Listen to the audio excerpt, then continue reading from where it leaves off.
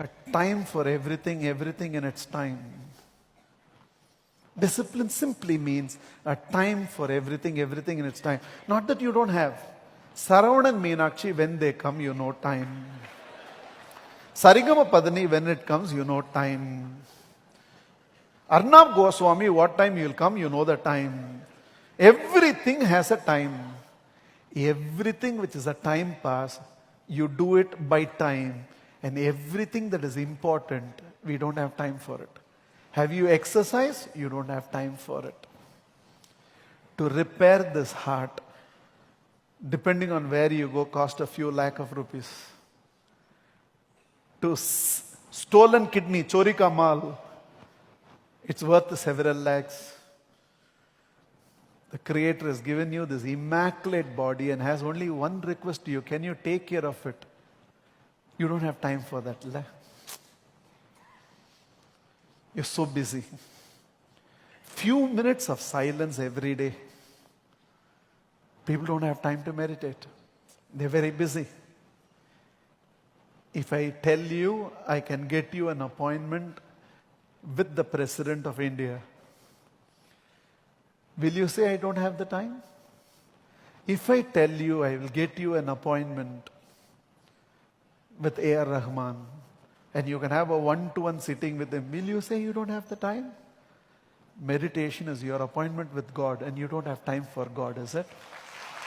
You all have become so busy that you don't have time to be with God. All your disappointments in life is because you no more have an appointment with God. We don't have time to pray, we don't have time to worship, we don't have time for silence.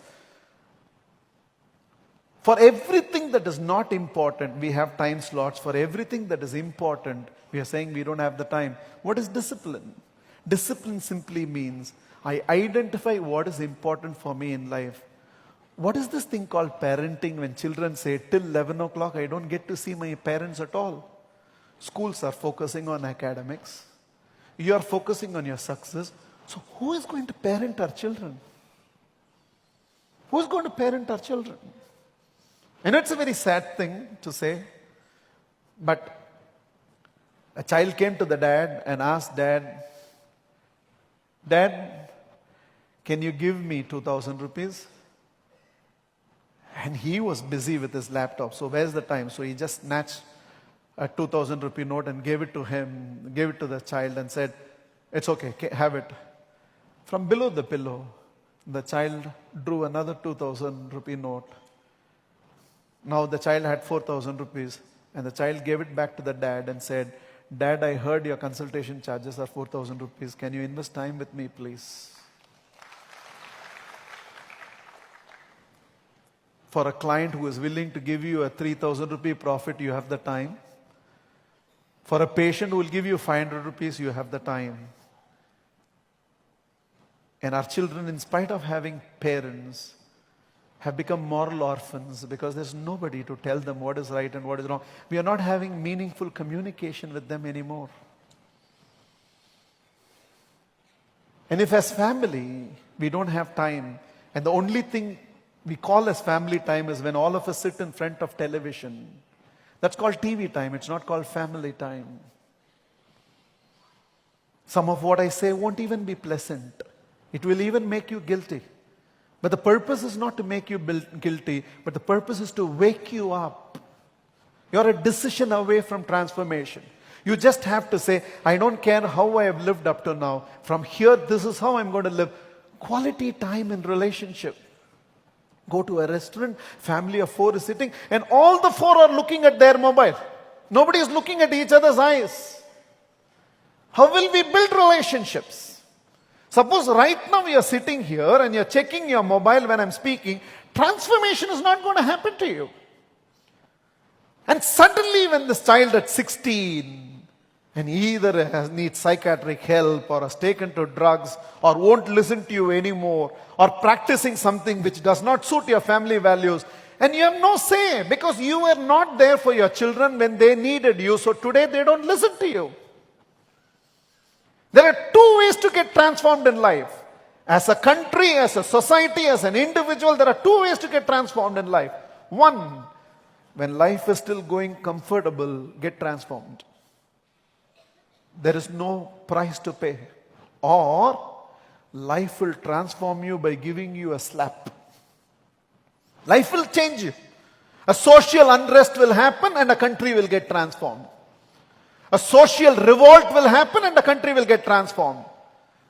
Today when I'm telling you exercise and you're still breathing and vertical and you're okay, if you exercise, you take care of it. In the comfort of your life, you don't exercise and you ignore and push and ignore and push, ignore and push. One day you will sweat, one day there will be slight pain and you will go, doctor will do certain checkup and tell you embroidery has to be done. And after embroidery is done, from the next day, with sorbitrate in one hand and your heart in the other, you will go for morning walk. But right now you are exercising to delay death. Right now you can exercise to become healthy. If you wait till then you will only exercise to take. This is about everything. If as parents we do not start taking certain moral choices of every adult sitting here have to ask this question. Forget about scripture, forget about religion, forget about infinitism, forget about Maitreya, forget about constitution, forget about everything. But ask yourself this one question. Whatever I am practicing, am I okay if my children also emulate it?